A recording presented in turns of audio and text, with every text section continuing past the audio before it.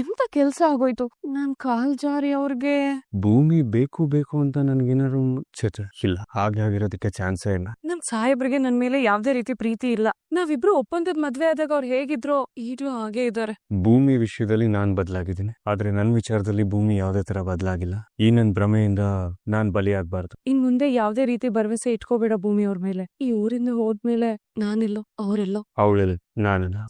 Ma'am, ಇನ್ನು ಎಷ್ಟು ದಿನ ಇಲ್ಲೇ ಸಾಯ್ಬೇಕು? ಅಲ್ಲ, ಅಷ್ಟು ಕಷ್ಟಪಟ್ಟು ಅಡ್ಗೆ ಮಾಡಿದ್ರೆ ಅಷ್ಟು ಕೆಟ್ಟದಾಗ ಕಮೆಂಟ್ ಮಾಡ್ತಾಳಲ್ಲ. ಬೆಟ್ಟದಷ್ಟು ಕೋಪ ಬರ್ತಾ ಇದೆ ನನ್ಗೆ. ಮೈಯೆಲ್ಲ ಕುದಿತಾ ಇದೆ. ನನಗ್ ಬರ್ತಿರೋ ಕೋಪಕ್ಕೆ ಯಾರಿಗೂ ಗೊತ್ತಾಗದ ಹಾಗೆ ಜ್ಯೂಸ್ ಅಲ್ಲಿ ವಿಷ ಬೆರೆಸ್ಕೊಟ್ಟು ಸಾಯಿಸ್ಬಿಡೋಣ ಮುದ್ಕಿನ ಅಂತ ಅನ್ನಿಸ್ತಾ ಇದೆ. ಸಾಯ್ಸ್ಬಿಡೋಣ. Let's do it ma'am.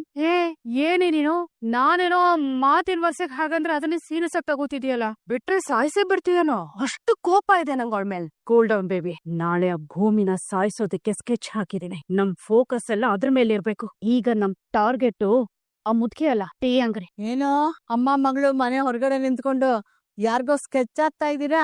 ಏನ್ರೇ, ಏನಿದು ಹೊದ್ದುಕೊಂಡು ಹಾವ್ನಂಗೆ ಬಾಯಿ ಅಂತ ತಕೊಂಡಿದ್ದೀರಾ? ಯಾಕೆ ಮಾತ್ ಬರಲ್ವಾ? ಇಲ್ಲಿ ನಿಂತ್ಕೊಂಡು ಏನ್ ಮಾಡ್ತಾ ಇದ್ದೀರಾ? ಅದೇ ರಾತ್ರಿಗೆ ಸ್ಪೆಷಲ್ ಆಗಿ ಏನ್ ಅಡ್ಗೆ ಮಾಡೋಣ ಅಂತ ಡಿಸ್ಕಸ್ ಮಾಡ್ತಿದ್ವಿ ಅಲ್ವಾ ಅಂಜು? ಹೋ ಬೇಡದಂತ ಇದ್ದೀರಾ? ಮಧ್ಯಾಹ್ನದ ಮೀಲ್ಸ್ಗೆ ಮೈಂಡ್ ಬ್ಲಾಕ್ ಆಗಿ ಮೈಯೆಲ್ಲ ಗೊರಗಡ ಅಂದ್ಬಿಡ್ತು. ಇನ್ನೇನಾದ್ರು ರಾತ್ರಿ ಊಟ ಮಾಡಿದ್ರೆ ಶಿವನ್ ಪಾದ ಸೇರ್ಕೊಂಡ್ಬಿಡ್ತೀವಿ ಅಷ್ಟೇ. ಯಾಕಮ್ಮ ಹಾಗೆಲ್ಲ ಮಾತಾಡ್ತಿದ್ದೀರಿ? ಸೆಂಚುರಿ ಸ್ಟಾರ್ ಆಗ್ಬೇಕಾಗಿರೋ ನೀವು. ನಾನೇನೋ ಸೆಂಚುರಿ ಹೊಡಿತೀನಿ ಅಂತೀನಿ, ಆದ್ರೆ ಬಿಡ್ಬೇಕಲ್ಲ ಜನ. ನಮ್ ಪಟೇಲ್ರ ಸೊಸೆ ಅವ್ರತ್ತೆಗೆ ಜ್ಯೂಸ್ ಅಲ್ಲಿ ವಿಷ ಹಾಕಿ ಸಾಯಿಸ್ಬಿಟ್ಲು.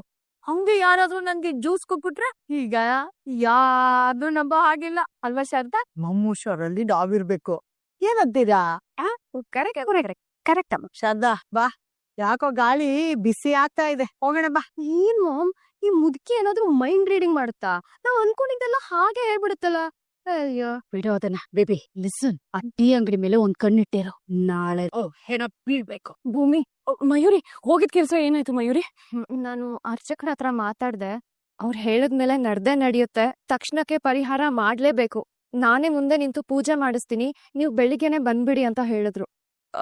ಸರಿ, ಎಷ್ಟೊತ್ ಹೋಗ್ಬೇಕಂತೆ? ಆ ವ್ರತದ ನಿಯಮ ಏನಾದ್ರು ಇದ್ಯಾ? ಬೆಳಗಿನ ಜಾವಾನೆ ಎದ್ದು ತಣ್ಣೀರ್ ಸ್ನಾನ ಮಾಡಿ ಮಡಿಲೇ ದೇವಸ್ಥಾನಕ್ ಹೋಗ್ಬೇಕಂತೆ. ಅದು ಸೂರ್ಯ ಹುಟ್ಟೋಕ್ ಮುಂಚೆನೆ. ಮನೆಯವ್ರ ಕಣ್ತಪ್ಸಿ ಹೇಗೋ ದೇವಸ್ಥಾನಕ್ ಹೋಗ್ಬಿಟ್ರೆ ಪೂಜೆ ವಿಧಿವಿಧಾನ ಎಲ್ಲ ಅವ್ರೇ ನೋಡ್ಕೋತಾರಂತೆ. ಭೂಮಿ, ರಾತ್ರಿ ಬೇಗ ಮಲ್ಕೋ. ಮನೆಯವ್ರ ಜೊತೆ ಸೇರ್ಕೊಂಡು ಅಂತ್ಯಾಕ್ಷರಿ ಡಾನ್ಸು ಅಂತೆಲ್ಲ ನಿದ್ದೆ ಕೆಡ್ಬೇಡ. ಅದೆಲ್ಲ ಸರಿ, ಆದ್ರೆ ಅಷ್ಟು ದೂರ ಹೋಗೋದ್ ಹೇಗೆ? ಈ ಮಯೂರಿ ಇಲ್ವಾ, ಈ ನನ್ ಸಿಸ್ಟರ್ನ ನಾನೇ ಕರ್ಕೊಂಡ್ ಹೋಗ್ತೀನಿ. ನೀವು ನನ್ನ ಕ್ಷಮಿಸ್ಬೇಕು. ಕ್ಷಮಿಸ್ಬೇಕಾ? ಯಾಕೆ?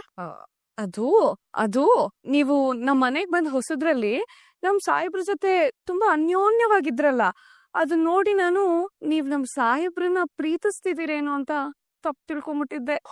ನಾನಾ? ಈ ಮಯೂರಿ ನಿನ್ಕ ನೋಡ, ಇಲ್ಲಾಂದ್ರೆ ನಾನ್ ದೇವಸ್ಥಾನ ಕರ್ಕೊಂಡ್ ಹೋಗಲ್ಲ ನಿನ್ನ. ಸರಿ, ನೀನು ಅಜಿತ್ನ ತುಂಬಾ ಪ್ರೀತಿ ಮಾಡ್ತೀಯಲ್ವಾ? ಅದಕ್ಕೆ ಅವನ್ ಜೊತೆ ಯಾರಾದ್ರೂ ಹೆಣ್ಮಕ್ಳು ಕ್ಲೋಸ್ ಆಗಿ ಮೂವ್ ಮಾಡಿದ್ರೆ ನಿನಗ್ ಹೊಟ್ಟೆ ಉರಿಯುತ್ತಲ್ಲ. ಅದನ್ನ ನೀವ್ ತಪ್ಪು ಅಂತೀರಾ? ಖಂಡಿತ ಇಲ್ಲ. ಗಂಡನ ಅತಿಯಾಗಿ ಪ್ರೀತಿಸೋ ಹೆಂಡ್ತಿರು ಹೀಗೆ ಇರ್ತಾರೆ. ಹಾಗಂತ ಎಲ್ರೂನು ಒಂದೇ ಬೂದ್ಗಾಜಲ್ಲಿ ನೋಡ್ಬೇಡ ಮಾರೈತಿ. ನಾನು ಅಜಿತ್ತು ಒಳ್ಳೆ ಫ್ರೆಂಡ್ಸ್ ಅಷ್ಟೇ. ಅದ್ ನನಗ್ ಗೊತ್ತಾಯ್ತು, ದಯವಿಟ್ಟು ನನಗ್ ಕ್ಷಮಿಸ್ಬಿಡಿ. ಸಾರಿ. No worries. ನಿನ್ ಗಂಡ ಸೇಫ್ ಆಗಿರ್ಬೇಕು ಅಂತ ನೀನ್ ಹೇಗ್ ಬಯಸ್ತೀಯೋ, ನನ್ ಗೆಳೆಯನ್ಗೆ ಏನು ಆಗ್ದೆ ಸೇಫ್ ಆಗಿ ನೆಮ್ಮದಿಯಾಗಿರ್ಬೇಕು ಅಂತ ನಾನು ಬಯಸ್ತೀನಿ. Oh so cute. ಇದೇ ಸ್ಮೈಲ್ಗೆ ನಾವ್ ಅಜಿತ್ ಬಿಡೋಗಿದ್ದು ಅನ್ಸುತ್ತೆ. ಬೆಳಗಿನ ಜಾವ ತಣ್ಣೀರ್ ಸ್ನಾನ ಮಡಿ, ನೆನ್ಪಿಟ್ಕೋ. ಸರಿ ಬಾ. ಓಹೋ, ಬೆಳಗಿನ ಜಾವ. ಭದ್ರ, ನಾಳೆ ಸೂರ್ಯ ಹುಟ್ಟೋಕ್ ಮುಂಚೆ ನಾನ್ ಹೇಳಿದ ಜಾಗಕ್ಕೆ ಹಾವನ್ ತಂದಿರ್ಬೇಕು. ನೀನ್ ತರಿಸ್ತಿರೋ ಹಾವ್ ಕಚ್ಚಿದ್ರೆ ಇಮ್ಮಿಡಿಯೇಟ್ ಆಗಿ ಪ್ರಾಣ ಹೋಗ್ಬಿಡುತ್ತಾ ಅಥವಾ ನರ್ಲಿ ಸಾಯ್ತಾರ? ನಾನ್ ತರಿಸ್ತಿರೋ ಹಾವು ಸುಮ್ನೆ ಕಾಟ್ ಹಾಕಿದ್ರೆ ಸಾಕು, ಅವಳ ಪ್ರಾಣ ಗಾಳಿಲಿ ತೇಲ್ಕೊಂಡ್ ಹೋಗುತ್ತೆ. ಚಿಕ್ಕಪ್ಪ, ನೀವೇನೇ ಹೇಳಿ, ಈ ತೋಟ, ಹಳ್ಳಿ ವಾತಾವರಣ ಒಂಥರ ಮಜಾ ಇದೆ. ಇಲ್ಲಿ ಬಂದು ಗಾಳಿ ಸೇವನೆ ಮಾಡಿದ್ರೆ ಸಾಕು, ದೇಹದಲ್ಲಿ ಯಾವುದೇ ತರ ರೋಗ ರುಜಿನ ಇಲ್ಲ ಅನ್ಸ್ಬಿಡುತ್ತೆ. Beautiful life. ಚಿಕ್ಕಪ್ಪ, ಇಷ್ಟು ಜಾಗ ನಮ್ದೇನಾ? ಇದಿಷ್ಟೇ ಅಲ್ಲ, ನೋಡಲ್ಲಿ ಅಲ್ಲೊಂದ್ ದಿಬ್ಬ ಕಾಣಿಸ್ತಿದೆಯಲ್ಲ, ಆ ದಿಬ್ಬದ ಹತ್ರ ಟೀಕ್ ಮರ ಇದೆಯಲ್ಲ, ಅಲ್ಲಿವರೆಗೂ ನಮ್ದೇ ಜಮೀನು. ವಾವ್ ಚಿಕ್ಕಪ್ಪ, ಇಷ್ಟು ತೋಟ ಗದ್ದೆನೆಲ್ಲ ನೀವು ಒಬ್ರೇ ಮೇಂಟೈನ್ ಮಾಡ್ತೀರಾ? ಕಷ್ಟ ಆಗಲ್ವಾ ನಿಮ್ಗೆ? ಕಷ್ಟ ಆಗುತ್ತೆ, ಆದ್ರೆ ಏನ್ ಮಾಡೋದು, ಅಡ್ಜಸ್ಟ್ ಆಗ್ಬಿಟ್ಟಿವೆ. ಖರ್ಚು ಗಿರ್ಚು ಎಲ್ಲ ಹೋಗಿ ದುಡ್ಡು ಮಿಗುತ್ತಾ? ರೈತರ ಪಾಡು ಏನ್ ಕೇಳ್ತೀಯ ಅಜಿತ? ಈ ರೈತರ ಪಾಡು ಒಂಥರ ಟೊಮೊಟೊ ಬೆಳೆ ಇದ್ದ ಹಾಗೆ.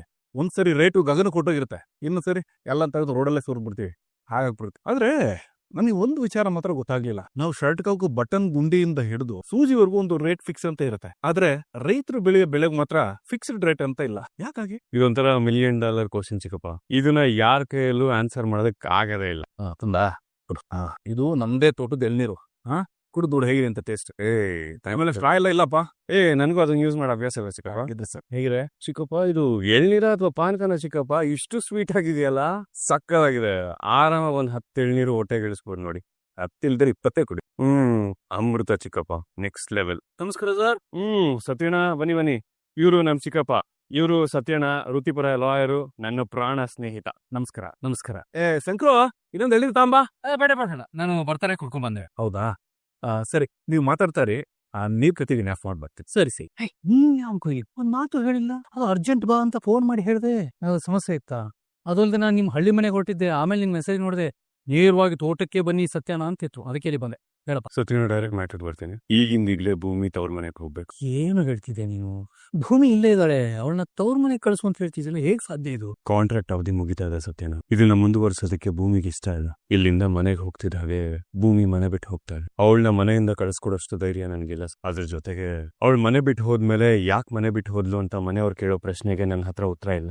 ಲಕ್ಷ್ಮಕ್ಕಂಗೆ ಹುಷಾರಿಲ್ಲ ಅಂತಾನು ಅಥವಾ ಏನೋ ಎಮರ್ಜೆನ್ಸಿ ಕೆಲಸ ಅಂತ ಭೂಮಿನ ಇಲ್ಲಿಂದ ಕಳ್ಸಿದ್ರೆ ನಂಗೂ ಸ್ವಲ್ಪ ಬ್ರೀತಿಂಗ್ ಸ್ಪೇಸ್ ಸಿಗುತ್ತೆ, ಹಾಗೆ ಟೈಮು ಸಿಗುತ್ತೆ. ಆಮೇಲೆ ಮನೆಯವ್ರನ್ನ ಹೇಗ್ ನಿಭಾಯಿಸ್ಬೇಕು ಅಂತ ನಾನು ಯೋಚನೆ ಮಾಡ್ತೀನಿ. ಈ ಮಾತನ್ನ ನೀನೇ ಬೋಬಿ ಕೇಳ್ಕಾರ್ದು. ನನ್ ಭೂಮಿನ ನಾನೇ ಹೇಗೆ ಮನೆ ಬಿಟ್ಟು ಹೋಗು ಅಂತ ಹೇಳಿ ಸತ್ಯಣ್ಣ. ನನ್ ಕೈಯಲ್ಲಿ ಆಗ್ಲಿಲ್ಲ ಅಂತಾನ ನಾನು ನಿಮ್ ಸಹಾಯ ಎಕ್ಸ್ಪೆಕ್ಟ್ ಮಾಡ್ತೀರಣ್ಣ. ನೀವ್ ಅದೇನ್ ಮಾಡ್ತೀರೋ ಗೊತ್ತಿಲ್ಲ ಸತ್ಯಣ್ಣ. ಹೇಗಾದ್ರೂ ಮಾಡಿ ಭೂಮಿನ ಇಲ್ಲಿಂದ ಕಳ್ಸ್ಕೊಡೋ ವ್ಯವಸ್ಥೆ ಮಾಡಿ ಪ್ಲೀಸ್. ಶ್ರವಣ, ಊರಿಂದ ಬರ್ಬೇಕಾದ್ರೆ ಏನೇನೋ ಯಾವ್ದಾದ್ರು ಟೆನ್ಷನ್ ಇದೆ. ಊರಿಗೆ ಬಂದ್ಮೇಲೆ ಅಮ್ಮ ಬಾಯಿ ಬಂದಾಗೆಲ್ಲ ಬೈತಾರೆ, ಏನೇನೋ ಗಲಾಟೆ ಆಗತ್ತಂತ.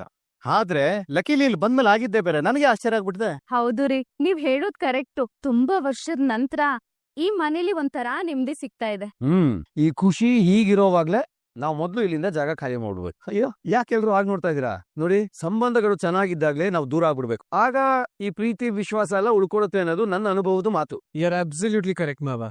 The best time to move on is when things are settled. Neither before nor after. ಅಂದ್ರೆ ನಂಗೇನ್ ಅನುಭವ ಆಗಿಲ್ಲ, ಬಟ್ ಇದ್ರ ಬಗ್ಗೆ ಓದಿದ್ದೀನಿ. ಆ ಭೂಮಿ, ಸಾರಿ ಮನಸ್ವಿನಿ, ನೀನೇನು ಹೇಳಲೇ ಇಲ್ಲ. ನಾವ್ ಇಲ್ಲಿಂದ ಹೋಗೋದ್ ಬೇಡ ಮಾವ. ನಮ್ಮತ್ತೇನು ಅವ್ರತ್ತೇನು ಒಂದ್ ಮಾಡ್ಬೇಕು ಅಂತ ನಾನ್ ಸಂಕಲ್ಪ ತೊಟ್ಟಿದೀನಿ. ಅದ್ ನೆರವೇರೋವರೆಗೂ ನಾನ್ ಇಲ್ಲಿಂದ ಹೋಗಲ್ಲ.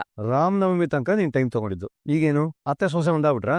ಒಪ್ಕೋತೀನಿ, ಆದ್ರೆ ಮುಂಚೆಗಿಂತನೂ ಅವ್ರಿಬ್ರು ತುಂಬಾ ಹತ್ರ ಆಗ್ತಿದಾರಲ್ವಾ? ಅದು ನಿಜನೇ. ಮೊದ್ಲೆಲ್ಲ ಅತ್ತೆ ಸಣ್ಣ ಪುಟ್ಟ ವಿಚಾರಕ್ಕೂ ಕೋಪ ಮಾಡ್ಕೋತಿದ್ರು. ಆದ್ರೆ ಈಗ ಆ ರೀತಿ ಅಲ್ಲ, ಪ್ರೀತಿಯಿಂದ ಮಾತಾಡಿಸ್ತಾರೆ. ಸಂಗೀತ ಆ ಕೆಲ್ಸ ಮಾಡು, ಈ ಕೆಲ್ಸ ಮಾಡು ಅಂತ ಎಲ್ಲದಕ್ಕೂ ನನ್ನನ್ನೇ ಕರೀತಾರೆ. ಎಷ್ಟು ಖುಷಿ ಆಗತ್ತೆ ಗೊತ್ತಾ? ನೋಡಿದ್ರಾ, ಅಲ್ಲಿಗೆ ಭೂಮಿ ಅನ್ಕೊಂಡಿದ್ ನಡೀತಾ ಇದೆಯಲ್ಲ. ನನ್ ಸ್ವಲ್ಪ ದಿನ ಅಡ್ಜಸ್ಟ್ ಮಾಡ್ಕೊಂಡ್ ಇಬ್ಬಿಡಿ, ಎಲ್ಲ ಸರಿ ಹೊಟ್ಟೋಗ್ಬಿಡತ್ತೆ. ಸರಿ, ತಿಂಗಳಾಗತ್ತೋ ವರ್ಷ ಆಗತ್ತೋ ಅದು ಯಾರು ಗೊತ್ತು. ಅಲ್ಲಿನ ಬಿಸ್ನೆಸ್ ಎಲ್ಲ ನಾವು ನೋಡ್ಕೋಬೇಕಲ್ವಾ? ಕರೆಕ್ಟು ಬಾಬಾ ಹೇಳ್ತದು. ನಾವೆಲ್ಲ ನಾಳೆನೆ ಹೊರಟ್ಬಿಡೋಣ. ಬೇಡ ಅಪ್ಪ, ನನ್ಗೊಂದ್ 3 ದಿನ ಟೈಮ್ ಕೊಡಿ. ನಾನ್ ಅನ್ಕೊಂಡಿದ್ ನಡೀಲಿಲ್ಲ ಅಂದ್ರೆ ನಾನ್ ಸೋಲ್ ಒಪ್ಕೊಂಡ್ ನಿಮ್ ಜೊತೆ ಬರ್ತೀನಿ, ಸರಿನಾ?